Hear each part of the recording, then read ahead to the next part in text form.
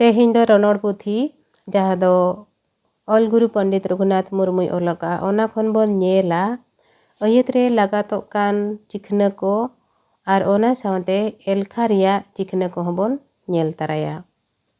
देलान खान नोडे पुइलो रे बोन नेला नोडे नोआ दो हुयुग कना मुचत आर बांग इंग्लिश ते दो बोन मेता कना फुल स्टॉप।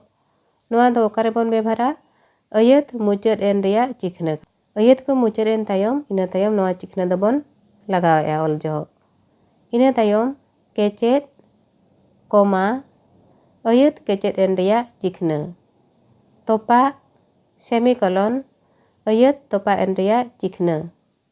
फारका डैश अयत रे केचा केचा हटिंग को तोंगे इदी रिया चिखना।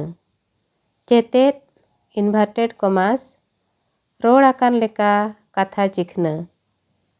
चांदो हड़ुप पैरेंथेसिस अड़ को बांखान कथा को लगिद एटागा को जुटी लेन रे आर बांखान ओना रिया मेनेत को ओना तोंगे रे हड़ुप दोहोय रिया चिखना। गट हड़ुप ब्रासेस हाहाड़ा एक्सक्लामेशन कुकली क्वेश्चन कड़बुंग आर बांग बकु हड़ुप नोआ दो ब्रैकेट्स। इना तायम एलखा रेना चिखना को हबोन नेल तराया।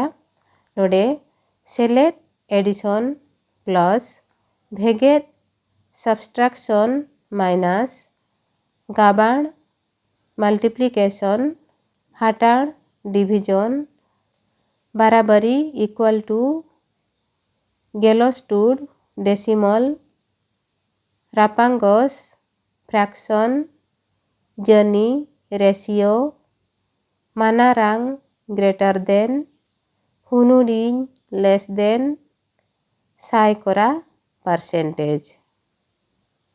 माइन खान तेहेñ दो निनंगे निया तायम आरहो तायम दाराम वीडियो रे बोन नेला रनोड़ पुथी खन अड़ को रेना परिस मान खान तेहेñ दो निनंगे जहां को पे नेल के तबन आर पे आंजम के तबन सानाम को गे अडी अडी सारहाव आर जोहार।